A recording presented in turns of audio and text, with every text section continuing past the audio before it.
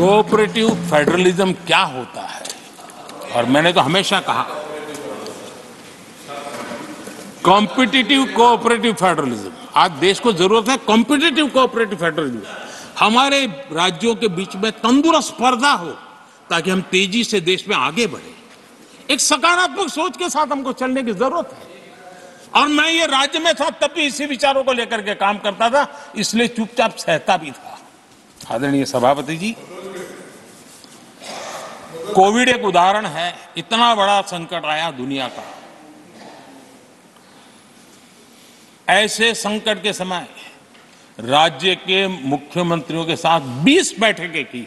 उस कालखंड में एक एक बात का विचार विमर्श करके साथ लेकर के, और सभी राज्यों का सहयोग, एक टीम बन करके केंद्र और राज्य ने काम किया। दुनिया जिस मुसीबत को झेल नहीं पाई, हम सब ने मिल करके, किसी एक को क्रेडिट मैं कभी नहीं दूंगा, सब ने मिल करके इस देश को बचाने के लिए जो हो सकता है, राज्यों को भी उसकी क्रेडिट लेने का पूरा अधिकार है। इस सोच में हमने काम किया। आदरणीय सभापति जी, G20 का आयोजन हम दिल्ली में कर सकते थे।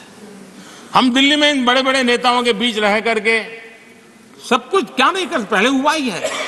हमने ऐसा नहीं किया। हमने G20 का पूरा यश राज्यों को, दिल्ली में एक मीटिंग की तो राज्य में 200, एक एक राज्य को एक्सपोजर मिले दुनिया में। ये गलती से नहीं हुआ, योजना के तरीके से हुआ है। मेरे लिए किसकी सरकार है इसके आधार पर मैं देश नहीं चलाता। हम सब मिलकर के देश आगे बढ़ाना चाहते हैं, इस भूमिका से काम किया है। आदरणीय सभापति, हमारे देश में विदेश के मेहमान आते थे तो मेरे आने के बाद आ रहे, ऐसा थोड़ा है, पहले भी आते थे। आज विदेशी मेहमान आते हैं तो मेरा आग्रह रहता है कि आपको एक दिन किसी राज्य में जाना चाहिए। मैं उनको लेते के जाता हूं राज्यों में, ताकि उनको पता चले कि मेरा देश यानी दिल्ली नहीं है, मेरा देश चेन्नई में भी है, मेरा देश बेंगलुरु में भी है, मेरा देश हैदराबाद में भी है, मेरा देश पुरी में भी है, भुवनेश्वर में भी है, मेरा देश कलकत्ता में भी है, मेरा देश गुवाहाटी में भी है। पूरे दुनिया को मेरे देश के हर कोने का एक्सपोजर मिले, इसके लिए हम कोशिश करते हैं।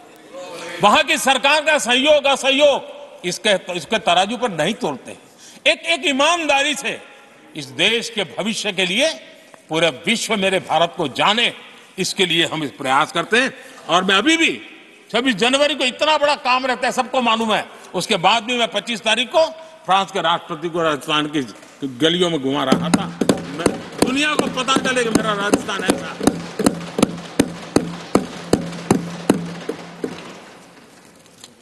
आदरणीय सभापति जी, हमने एक बहुत बड़ा कार्यक्रम लिया जिसकी विश्व में एक मॉडल के रूप में चर्चा हो रही है, एस्पिरेशनल डिस्ट्रिक्ट। एस्पिरेशनल डिस्ट्रिक्ट की जो सफलता है ना, उसमें 80% भूमिका मेरे राज्यों के सहयोग की है। राज्यों ने जो सहयोग किया है, उन्होंने एस्पिरेशनल डिस्ट्रिक्ट की मेरी भावना को समझा है। आज उस एस्पिरेशनल डिस्ट्रिक्ट को आगे बढ़ाने के लिए 80% ताकत राज्यों से मिल रही है, डिस्ट्रिक्ट लेवल के अफसरों से मिल रही है। और जो वो राज्य की औसत में भी आखिरी पायदान पे खड़े थे, वो आज नेशनल एवरेज के साथ कंपटीशन करने लगे। ये डिस्ट्रिक्ट कभी पिछड़ी डिस्ट्रिक्ट मानी जाती थी। ये सबका सहयोग से हो रहा है, और इसलिए हमारे कार्यक्रमों की रचना ही सबको साथ लेकर के चलने की है और मिल करके देश के भविष्य को बनाने की है। आज देश का हर कोना, हर परिवार विकास के फल प्राप्त करे, ये हम सबका दायित्व है, और हम उसी दिशा में जाना चाहते हैं। हम हर राज्य को उसका पूरा हक भी देना चाहते हैं। लेकिन मैं आज एक अहम मुद्दे पर मेरी पीड़ा व्यक्त करना चाहूंगा। आदरणीय सभापति जी, एक राष्ट्र हमारे लिए सिर्फ जमीन का टुकड़ा नहीं है, हम सब के लिए एक इकाई ऐसी है जो प्रेरणा देने वाली इकाई है। जैसे शरीर होता है, शरीर में जैसे अंगांगी भाव होता है, अगर पैर में कांटा लगे तो पैर ये नहीं कहता है, हाथ कभी नहीं सोचता है कि मुझे क्या, पैर को कांटा लगा है, पैर पैर का काम करेगा। पल भर में हाथ पैर के पास पहुंच जाता है, कांटा निकालता है।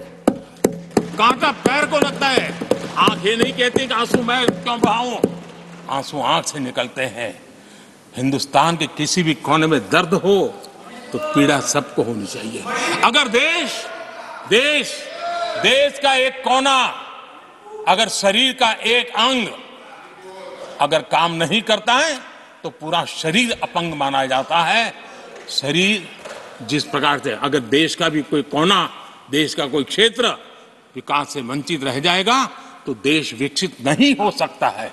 और इसलिए हमें भारत को एक अंगांगी भाव से देखना होना चाहिए, उसको टुकड़ों में नहीं देखना चाहिए। जिस प्रकार से हिंदी और भाषा बोली जा रही है, देश को तोड़ने के लिए, राजनीतिक स्वार्थ के लिए नए नैरेटिव गढ़े जा रहे हैं। एक पूरी सरकार मैदान में उतर करके भाषा गढ़ रही है। इससे बड़ा देश का दुर्भाग्य क्या हो सकता है? आप मुझे बताइए, झारखंड का कोई आदिवासी बच्चा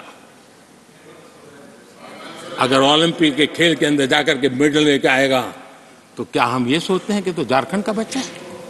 पूरा देश कहता है हमारा देश है। जब एक झारखंड के बच्चे में प्रतिभा देखते हैं और देश हजारों करोड़ रुपया, हजारों लाखों रुपया खर्च करके उसको अच्छे कोचिंग के लिए दुनिया के किसी देश में भेजता है, तो हम ये सोचेंगे कि खर्चा झारखंड के लिए हो रहा है, क्या देश के लिए नहीं हो रहा है? हम क्या करने लगे हैं, क्या भाषा बोलने लगे? इस देश का गौरव, हमारे यहां वैक्सीन, देश के करोड़ों लोगों को वैक्सीन का, हम ये कहेंगे वैक्सीन तो उस कोने में बनी थी इसलिए हक उनका है, देश को नहीं मिल सकती? कैसा सोच सकते हैं? क्या वैक्सीन उस शहर में बनी थी इसलिए देश के और भागों को इसका लाभ नहीं मिलेगा, ये सोचेंगे क्या? क्या सोच बन गई है? और एक राष्ट्रीय दल के अंदर से ऐसे विचार है, ये बहुत बहुत दुखद की बात है। मैं पूछना चाहता हूं आदरणीय सभापति जी, क्या अगर हिमालय कल कहना शुरू कर दें, हिमालय कल बोलना शुरू कर दें कि नदियां मेरे यहां से बहती हैं, मैं तुम्हें पानी नहीं दे दूंगा, पानी का अधिकार मेरा है, देश का क्या होगा? देश कहां जाकर के रुकेगा? अगर जिन राज्यों में कोयला है वो कह दें कोयला नहीं मिलेगा, ये हमारी संपत्ति है, जाओ तुम अंधेरे में गुजारा करो, देश कैसे चलेगा? आदरणीय सभापति जी, ऑक्सीजन, कोविड के समय हमारे यहां ऑक्सीजन की संभावनाएं, पूर्वी कार्य में जो उद्योग है उसके साथ देश के पूरे देश को ऑक्सीजन की जरूरत थी। अगर उस समय पूरब के लोग कह करके बैठ जाते ऑक्सीजन को हम नहीं दे सकते, हमारे लोगों की जरूरत है, देश को कुछ नहीं मिलेगा, क्या होता देश का? उन्होंने संकट झेल करके भी देश को ऑक्सीजन पहुंचाया। देश के अंदर ये भाव तोड़ने का क्या प्रयास हो रहा है? क्या इस प्रकार से देश को हमारा टैक्स, हमारे मनी किस भाषा में बोला जा रहा है? ये देश के भविष्य के लिए नया खतरा पैदा करने वाली बात है।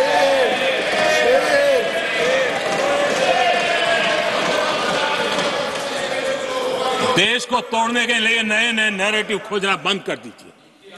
देश को आगे बढ़ना है, देश को एक साथ लेकर के चलने का प्रयास कीजिए। आदरणीय सभापति जी,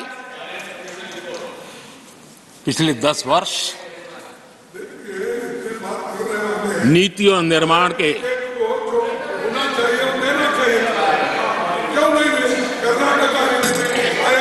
आदरणीय सभापति जी, आदरणीय सभापति जी, nothing will go on record. No. आदरणीय सभापति जी, take your seat. नीति और निर्माण, This conduct doesn't suit your ये position. नए भारत की नई दिशा दिखाने के लिए Please take your seat. जो दिशा हमने पकड़ी, Please take your seat. Sir. जो निर्माण कार्य हमने लिए हैं, बीते 1 दशक में हमारा पूरा फोकस बेसिक सुविधाएं जरूर मिले उस पर हमारा ध्यान केंद्रित रहा है। आदरणीय सभापति जी, हर परिवार का जीवन स्तर ऊपर उठे, उसके जीवन में ईज ऑफ लिविंग बढ़े। अब समय की मांग है उसकी क्वालिटी ऑफ लाइफ में हम कैसे सुधार लाए। हम आने वाले दिनों में हमारी पूरी शक्ति, पूरा सामर्थ्य ईज ऑफ लिविंग से एक कदम आगे बढ़ करके क्वालिटी ऑफ लाइफ की तरफ हम बढ़ाना चाहते हैं, हम उसके लिए जाएंगे। आदरणीय सभापति जी, आने वाले 5 वर्ष न्यू मिडिल क्लास जो गरीबी से निकल करके बाहर आए हैं, ऐसे न्यू मिडिल क्लास को नई ऊंचाई और सशक्त बनाने के लिए हम अनेक विध कार्य पहुंचाने के लिए पूरा प्रयास करने वाले हैं। और इसलिए हमने सामाजिक न्याय का जो मोदी कवच दिया है ना, उस मोदी कवच को और मजबूत बनाए और ताकत देने वाले हैं। आदरणीय सभापति जी, आजकल जब हम कहते हैं कि 25 करोड़ लोग गरीबी से बाहर आए, तो ऐसा कुतर्क दिया जाता है कि 25 करोड़ बाहर आए तो फिर 80 करोड़ को खाना अनाज क्यों देते हो। आदरणीय सभापति जी, हम जानते हैं कोई बीमार व्यक्ति हॉस्पिटल से बाहर आ जाए ना, तो भी डॉक्टर कहता है कुछ दिन इसको ऐसे ऐसे संभालिए, खाने में परहेजी रखिए, ठीक ना करिए, फलाना करिए, ये कहना क्यों, कहीं दोबारा वहाँ मुसीबत में ना आ जाए। जो गरीबी से बाहर निकला है ना, उसको ज़्यादा संभालना चाहिए ताकि कोई ऐसा संकट आकर के फिर से गरीबी की तरफ लपक न जाए।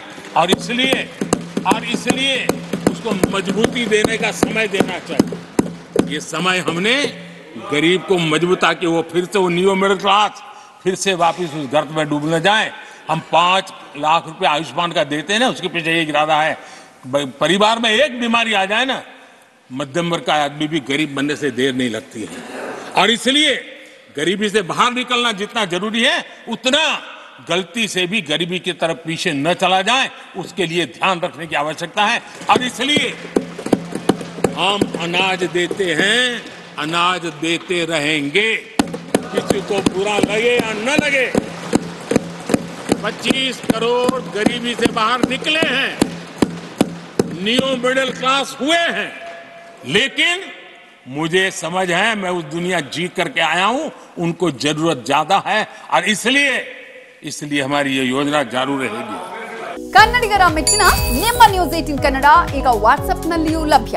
ಕರ್ನಾಟಕ ಮತ್ತು ದೇಶ ವಿದೇಶದ 360 ಡಿಗ್ರಿ ಸುದ್ದಿ ವಿವರವನ್ನ ನೀವು ನಿಮ್ಮ ಕೈ ಬೆರಳುಗಳಲ್ಲಿಯೇ ಪಡೆಯೋದಿಕ್ಕೆ ಈ QR ಕೋಡ್ ಅನ್ನು ಸ್ಕ್ಯಾನ್ ಮಾಡಿ. ನಮ್ಮ ಚಾನೆಲ್ ಅನ್ನು ಫಾಲೋ ಮಾಡಿ, ನೋಟಿಫಿಕೇಶನ್ ಆನ್ ಮಾಡಿ.